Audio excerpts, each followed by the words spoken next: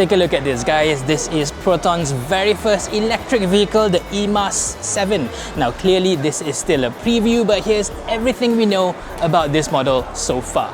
Let's go. As expected, the first eMas model is an SUV, but don't worry, Proton is working on no less than 5 different models using the same GNA platform. And in typical Malaysian style, they actually skipped the number 4 in the model lineup. That's quite funny. For now, the car is completely covered in camo, but as you can tell, this car looks exactly the same as the Geely Galaxy E5. However, Proton categorically denies that this is a simple rebadge of a Geely car because they were involved from the very beginning of this project. They had over 230 designers and engineers involved to begin with, so they rather call it a co-development model rather than a complete rebadge. On the outside, however, pretty much the only thing that's different between this and the Geely is the logo up front and the Proton lettering at the back. They can't even do the usual new grille trick because this being an EV, that's not even a grille up front.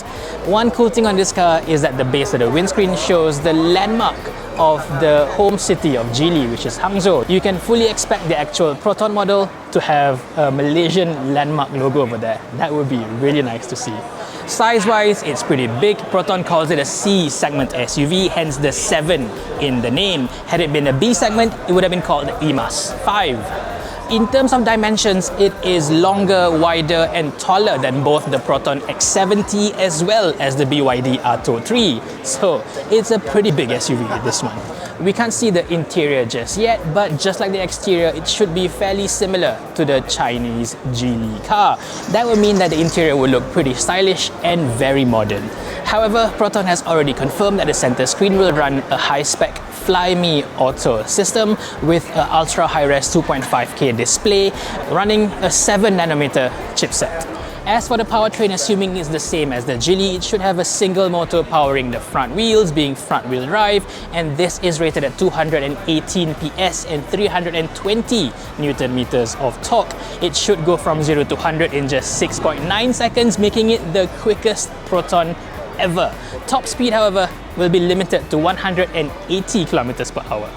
As for range, in China, this car is available with 2 different battery packs, both LFP in either 50 or 60 kilowatt-hour capacities. The maximum range is up to 530 kilometers on a single charge, but that is on the CLTC test cycle. On WLTP, if you take off 20%, it should be around 420 kilometers or so.